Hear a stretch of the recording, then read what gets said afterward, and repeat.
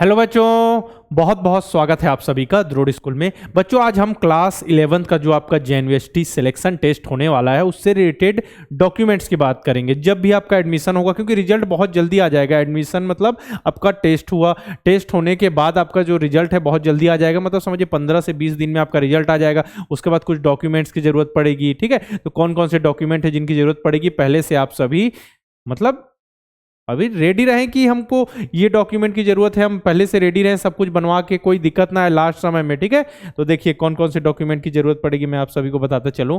ठीक है, जल्दी जल्दी देखेंगे जो अपने मेन टॉपिक हैं, क्योंकि आपका पहली बार सिलेक्शन टेस्ट हो रहा है। इससे पहले क्या होता था, परसेंटेज बेस्ड क्लास टेस्ट के परसेंट के हिसाब से सिलेक्शन हो जाता था। ठीक है, अब देखते हैं क्या है। The parents of the provisionally selected through lateral entry test will be submitted for document. हाँ ठीक है, जब वेरिफिकेशन होगा आपका, देखिए क्या होगा, आप प्रोविजनली सेलेक्टेड होंगे, क्योंकि उसके बाद डॉक्यूमेंट वेरिफिकेशन बचा होता है, मेडिकल बचा होता है। तो जो भी आपका रिजल्ट आएगा, आपका नाम आएगा।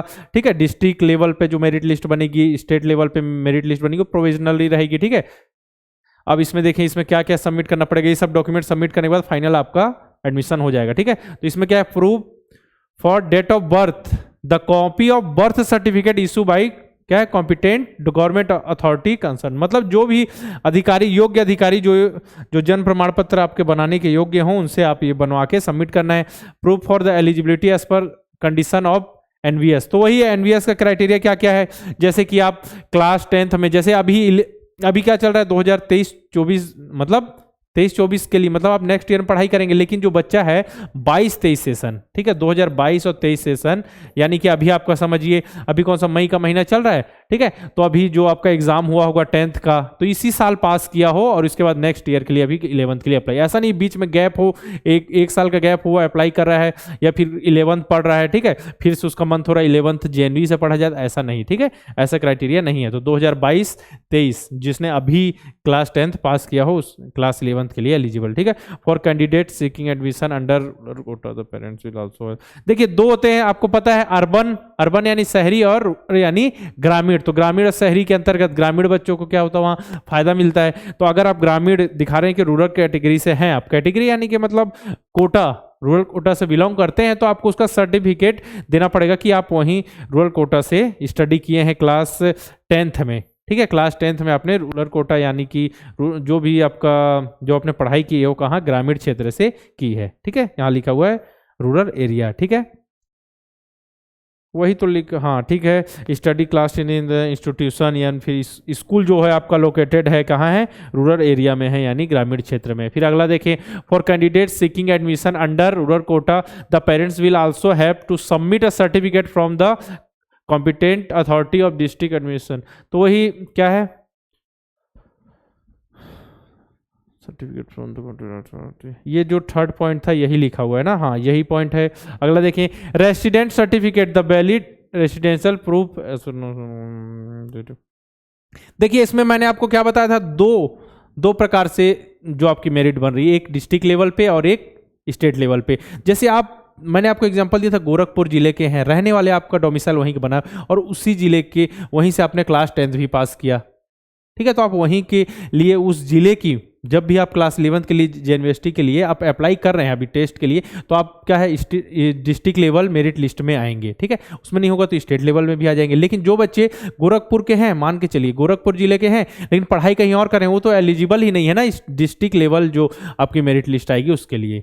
ठीक है, तो जो जिनका डोमिसाइल और जहां 10th की पढ़ाई सेम है वो दोनों के लिए एलिजिबल है, मतलब कि जो आगे दोनों जो मेरिट लिस्ट बनेगी उनका नाम उसमें आएगा। ठीक है, तो वही लिखा हुआ है कि जो रेसिडेंस सर्टिफिकेट आपको सबमिट करना पड़ेगा। ठीक है, जो भी अधिकारी बनाए उनसे आप निवास प्रमाण पत्र बनवा लें। आधार कार्ड तो आप सभी जानते हैं, तो आधार कार्ड बनवा के रखें, सबसे जरूरी कंपलसरी आधार कार्ड आप। ठीक है, अब देखें इसमें क्या है, सर्टिफिकेट बाय द हेडमास्टर। जो सर्टिफिकेट हेडमास्टर का सर्टिफिकेट होता है उसमें स्टडी की डिटेल रहती है, क्लास 10th की पढ़ाई अपने यहाँ से की, 9th की पढ़ाई यहाँ से की, इतने %, जो भी डिटेल आपको सबमिट करने पड़ते हैं ना, वो सब जैसे आप क्लास 6 में 9th में करते हैं ना, क्लास जब एग्जाम देते हैं, उसी प्रकार का है। इसमें आपको क्या है, अपनी इस स्टडी को ही डिटेल डालनी पड़ती है। मेडिकल सर्टिफिकेट, ठीक है, मेडिकल सर्टिफिकेट आपको सबमिट करना पड़ेगा, या फिर वहां बता दिया जाएगा कि वहीं आपका मेडिकल होगा। उसके बाद फाइनल डिसीजन, एज वगैरह चेक की जाएगी। ठीक है, कि जितने भी नॉर्मल आपको, जितना भी 1 जून 2006 से कितना 31 जुलाई 2008 के बीच हुआ है कि नहीं, सब कुछ चेक करने के बाद यहाँ पे सब कुछ हो सकता है। मेडिकल के लिए आपको एक फॉर्म आ जाए, वहां से आपको जो भी मतलब योग्य अधिकारी जो चिकित्सक हो बना के दे दे, उसके बाद वहां सबमिट करें, फिर वहां अलग से चेक हो या फिर डायरेक्ट वहां भी आपका चेक हो सकता है। ठीक है, तो मेडिकल से रिलेटेड बात हो गई। डिसेबिलिटी सर्टिफिकेट मतलब विकलांगता प्रमाण पत्र यानी दिव्यांगजन। ठीक है, जो दिव्यांग बच्चे होंगे उनके लिए एक्स्ट्रा समय है, तो उनके लिए भी क्या है, उनका सर्टिफिकेट, जो भी जैसे आप दिव्यांग बच्चे हैं तो उनको अपना सर्टिफिकेट जमा करना होगा। ठीक है, कैटेगरी सर्टिफिकेट लगेगा, जैसे कि आप एससी कैटेगरी से बिलोंग करते हैं, एसटी कैटेगरी, किसी भी कैटेगरी से, या जनरल के तो नहीं लगता, ओबीसी कैटेगरी से बिलोंग करते हैं।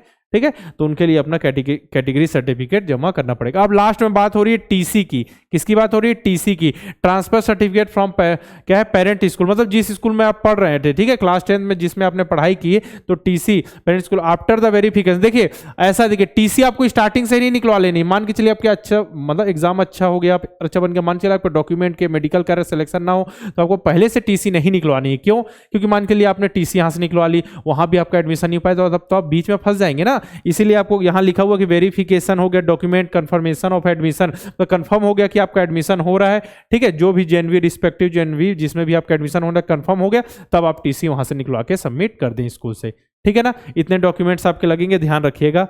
तो आपके भाई बंधु जो नवोदय विद्यालय की तैयारी कर रहे हैं क्लास 6 के लिए, आप सभी तो 11th के लिए कर रहे हैं, आपने भी तैयारी की होगी, हो सकता है ना हो पाया हो किसी कारणवश, लेकिन अगर आपके भाई बंधु स्टार्टिंग से क्लास 6 से ही नवोदय विद्यालय जाना चाहते हैं, क्योंकि क्लास 6 से जाना अलग बात होती है, बहुत अच्छे से माहौल मिलता है स्टार्टिंग से। ठीक है, क्लास 11 अगर कुछ नहीं है तो क्लास 11 ही सही, लेकिन आपको अच्छे से मेहनत करना है। तो आपके भाई बंधु तैयारी करें तो 15 मई से पहले अगर आप नवोदय अल्फा बैच 2 में एनरोल करते हैं तो आपको कितने 200 रुपए की विशेष छूट मिलने वाली है। ठीक है, तो जल्दी से जल्दी एनरोल करके अपनी पढ़ाई स्टार्ट करें। उसी प्रकार सैनिक अल्फा बैच में जो बच्चे नेक्स्ट ईयर के लिए सैनिक स्कूल की तैयारी कर रहे हैं, उनके लिए सैनिक अल्फा बैच है हमारा। कोई भी कोर्स से रिलेटेड जानकारी चाहिए तो हमारे हेल्पलाइन नंबर 6260388361 पर कॉल करके आप इन्फॉर्मेशन ले सकते हैं। ठीक है, तो डॉक्यूमेंट से रिलेटेड जितनी भी अपडेट थी, आप सभी तो बच्चे क्लास 11th में जाएंगे, बहुत होशियार हैं तो समझ जाएंगे। आपको मैंने पहले जो वीडियो अपलोड की उसमें नोटिफिकेशन क्या एडमिशन नोटिफिकेशन सर्च करना है, नवोदय विद्यालय समिति एडमिशन नोटिफिकेशन, वहाँ इतने सारे डॉक्यूमेंट आएंगे, डाउनलोड कर सकते हैं, ऑनलाइन फॉर्म भरने का तरीका सब कुछ मैंने समझा दिया ना, तो कोई भी दिक्कत आप सभी को नहीं होगी। ठीक है, तो आप सभी को वीडियो को लाइक करना है, दोस्तों को शेयर करना है, चैनल को सब्सक्राइब नहीं किया है तो सब्सक्राइब करके बेल आइकन पर क्लिक करें, जितनी भी जरूरी इन्फॉर्मेशन है आपके लिए हम लेकर आते रहेंगे। ठीक है, फिर मिलते हैं इसी प्रकार के वीडियो के साथ।